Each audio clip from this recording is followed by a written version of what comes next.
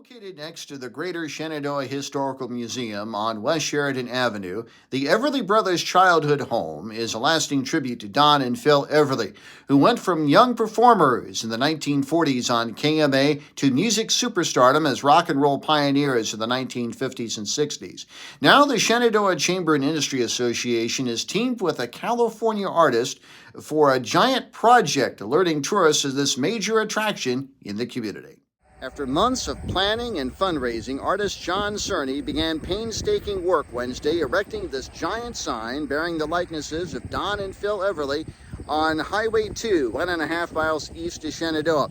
You can't miss it. It's located right next to the Southwest Regional Water District water tower. Well, we started this morning at 7 o'clock, met with the gentleman from the water district to determine the exact spot. And all the utility companies have been out here, so I see where all the flags are. So I know what the area to miss, not dig holes in and get fined or die.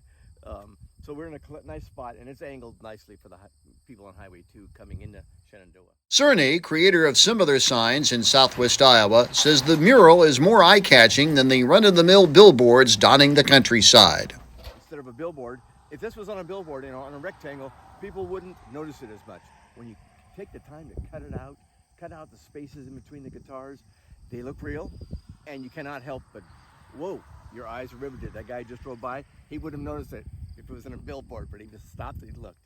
What has this project meant to you personally, to be working on a project like this? Well, I love the Everly Brothers. I wasn't quite a teenager in their formative years in the late 50s and early 60s, but I love their sound, I love their harmony. I mean, Paul McCartney and several other bands, Simon and Garfunkel, owe a lot to the Everly Brothers for their harmony.